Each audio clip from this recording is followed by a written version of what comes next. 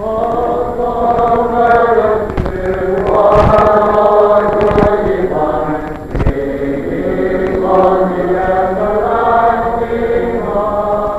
ye into all the world and preach the gospel to every creature.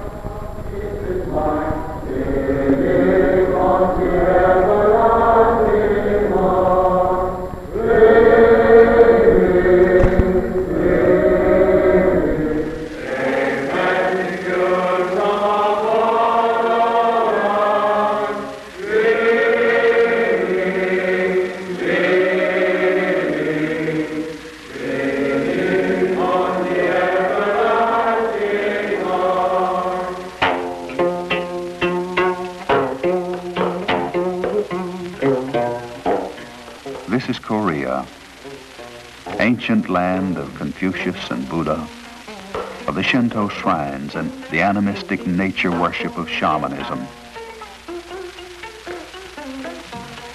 Land of the morning calm.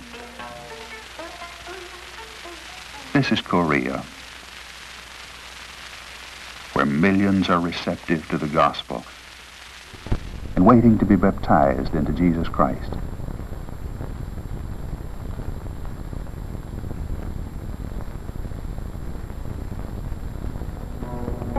This is Korea, knifed in two by the 38th parallel, divided into the godless communism of North Korea and democratic South Korea. This is Korea, target through the centuries of invasions, annexations, and occupations by China and Japan. This is Korea, with a recorded moon calendar that dates back 4,300 years. With a history that includes so much foreign rule and occupation that it became an isolationist country and was known at one time as the Hermit Nation. South Korea today is a land of contrasts. The ancient and the modern exist side by side. In Seoul, the ancient capital city, where the hurrying feet of the Korean people reveal the strange mixture of cultures east and west. High heels, rubber sneakers, turned-up toes, and patent leather. Seoul is a rushing, bustling city of more than 3 million, overcrowded by refugees from the north, then by migration from the rural areas.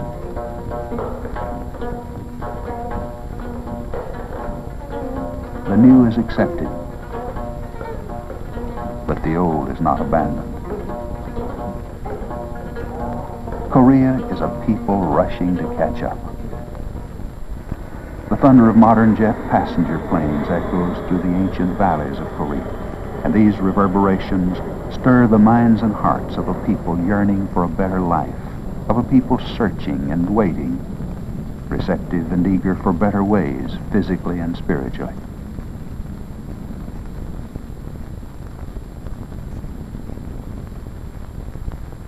Receptive and eager for education and for the gospel of Jesus Christ. This is the main building of Korea Christian College, a mission Bible school established near Seoul in 1958. Around this school, directed by missionaries of Churches of Christ, revolves the mission to Korea. The missionaries, sponsored by congregations and members of the church in the United States, work here in training Korean teachers and preachers.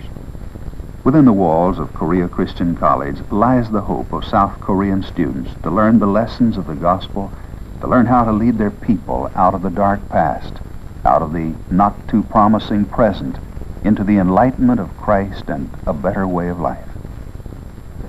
It's here that God and Christ are the central themes of the college courses. Requirements for graduation are 160 credit hours, including 54 hours of required Bible subjects, a detailed study of both the Old and New Testaments, and 56 hours of religion, religious education, and religious social work.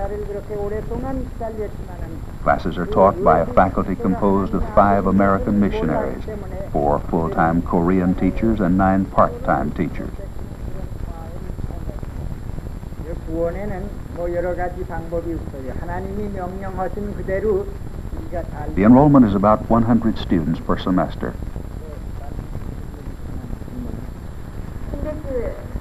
근데 소리가 반드시 구원을 얻는 데는 The college slogan is teaching faithful men to teach others. 그런데 그 세례도 물 속에 들어가서 이렇게 세례를 받는 것이 Between classes, the stairways and corridors of Korea Christian College are not unlike those of any other college.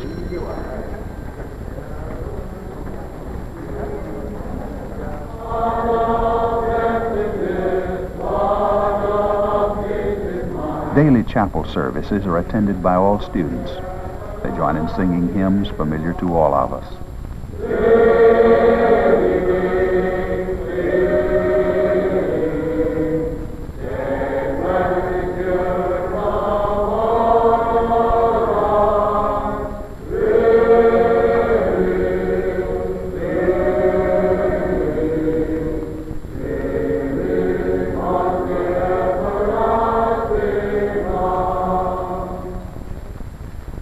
제가 지금 봉독하여 올리겠습니다. 때에 예수를 판 유다가 그의 정죄됨을 보고 스스로 뉘우쳐 그 은 금식을 대대소장들과 장로들에게 보러 갖다 주며 가로되 내가 동전. A modern girls' dormitory is a few hundred feet from the main building of the college. The tile-roofed brick structure is fully equipped with bath and kitchen facilities and has room to house 32 girl students. The day's activities get underway with songs of faith. The refrain is unmistakable, and the old familiar words communicate their meaning, even in the Korean language.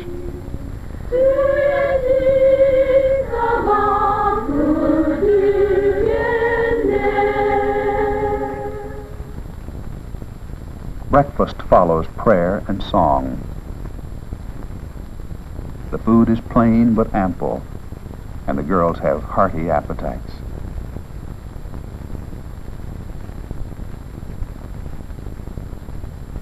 Facilities at the boys' dormitory, over a ridge and about a 10-minute walk from the administration building, are not as good as those provided for the girls.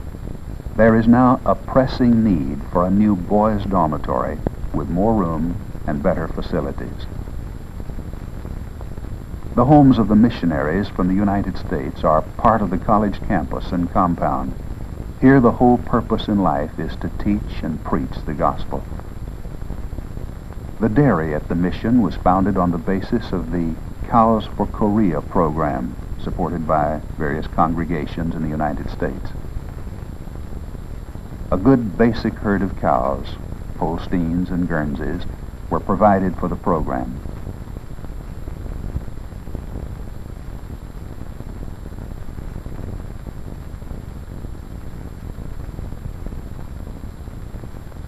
Milk serves the school's needs, as well as those of orphanages, hospitals, and sanatoriums. Heifer calves from the herd have been distributed to many other worthwhile organizations in Korea to start other herds to supplement the diet of undernourished Koreans. The work of the missionaries, inspired by sacrifice and dedication, calls for multiple duties.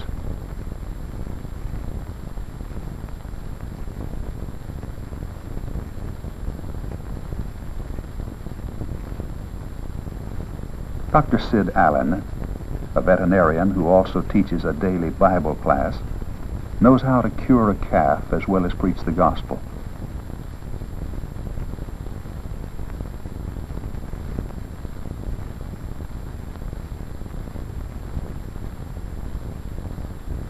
And missionary Ron Nelson also wears another hat as he supervises construction of a new silo at the mission dairy.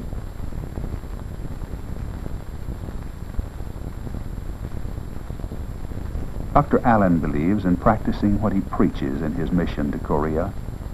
Upon receiving word that a Korean farmer has a sick ox, he sets out to see what can be done to help the man's work animal. Rural roads permit a truck to go only so far, and Dr. Allen resorts to man's oldest form of locomotion, attracting followers like a Pied Piper.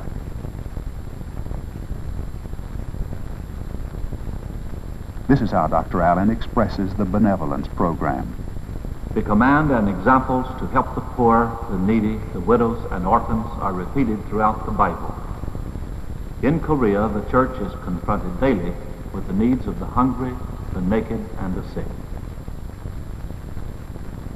The ox is a primitive source of power to Western eyes, but his use is peculiarly effective for the slow rhythm of rice paddy plowing. Dr. Allen feels, as do all the missionaries of the Church of Christ in Korea, that the most significant and most lasting benevolence follows the philosophy that the best way to help a person is to help him help himself.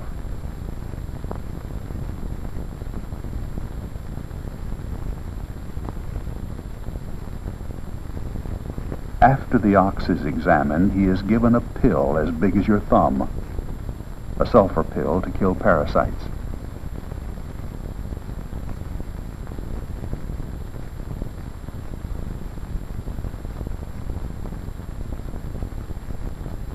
Another sermon and service, a live demonstration of love thy neighbor, has been achieved and gratefully acknowledged.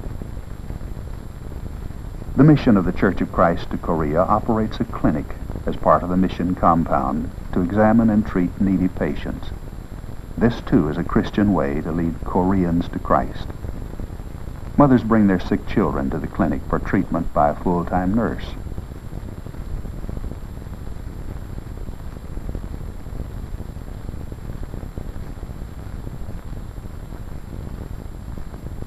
The mission can afford only a part-time doctor, although the full-time services of a physician could be available for as little as $100 a month.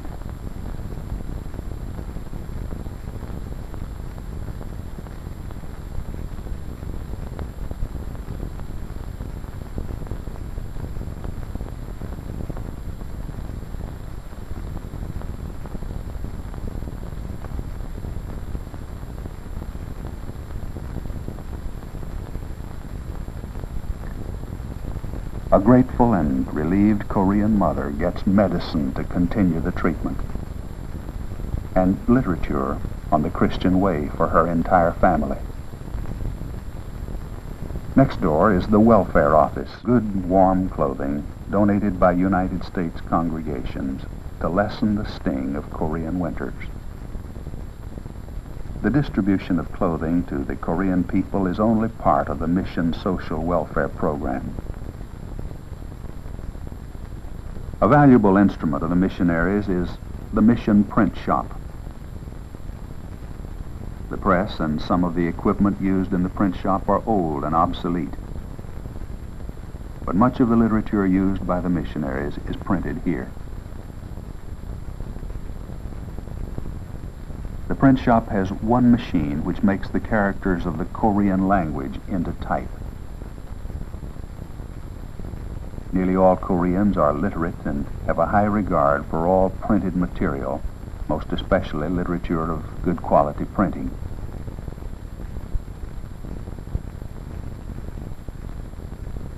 The Bible Correspondence School, operated from the home basement of missionary Bill Ramsey, has become an important extension of the mission program throughout Korea.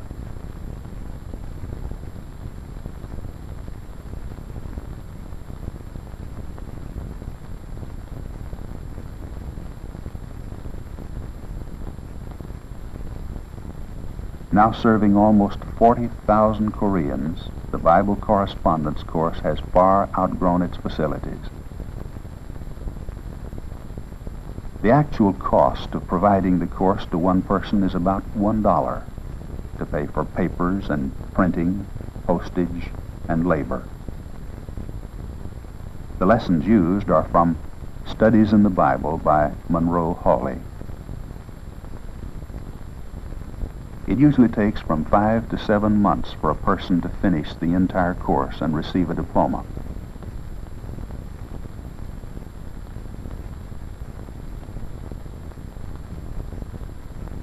Some 2,000 Koreans already have graduated from the course. Of these, great numbers have been baptized, and at least 3 churches have been established as a direct result of the correspondence courses.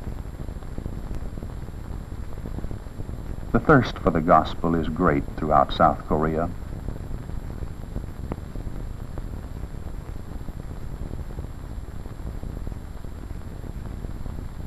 Requests for enrollment pour in from remote farms and villages.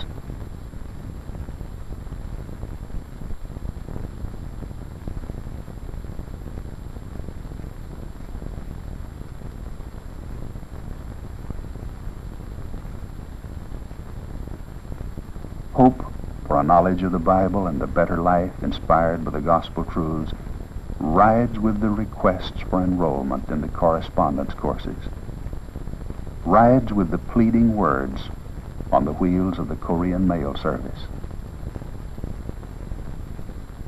Unfortunately, hundreds of these requests must be turned down because of a lack of funds and facilities.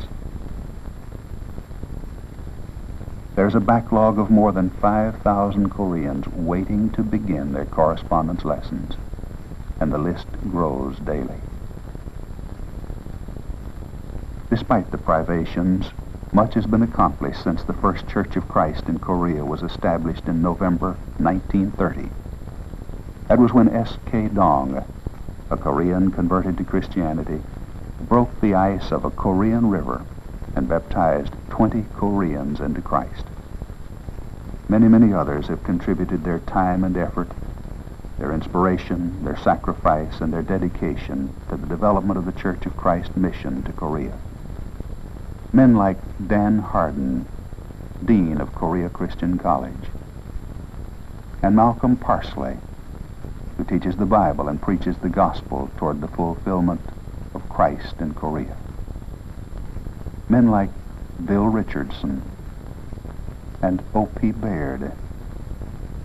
Men like Haskell Cheshire, president of Korea Christian College, who has spread Christianity in Korea since 1954. He is a visionary who helps to make his dreams come true. He helped establish Korea Christian College and has helped establish some 40 churches throughout Korea. The words of missionary Cheshire tell of planning being done to improve mission work at all levels. We have taken a determined stand in Korea. The stronghold has been secured. The gospel of Christ, preached by dedicated, well-trained Christians, will defeat Satan on any battleground. We are doing this in Korea. Korean fishermen in their ancient craft suggest a scene on the Sea of Galilee where the fisher of men and his fishermen disciples set a true course for all men, for all time. The ultimate goal of all the work, the sacrifices, and the preaching by the missionaries in Korea is to spread the gospel and to save souls for Christ. Here on the sandy shores of the great Han River, as in other waters of Korea, the young, the middle-aged, and the old are being baptized into Christ.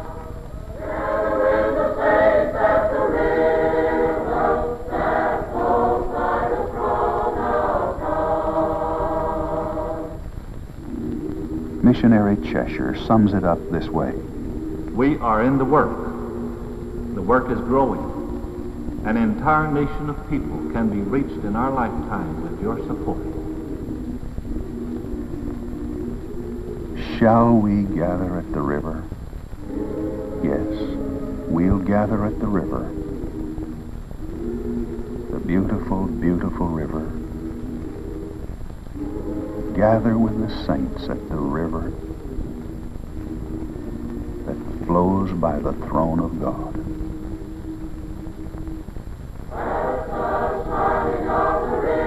Scenes like this are now being repeated throughout South Korea. You can share in this harvest. Many millions of Koreans are receptive to Christ and are awaiting the word. You can share in this harvest if you'll only open up your heart and say with Christ, come unto me, and I will give you rest.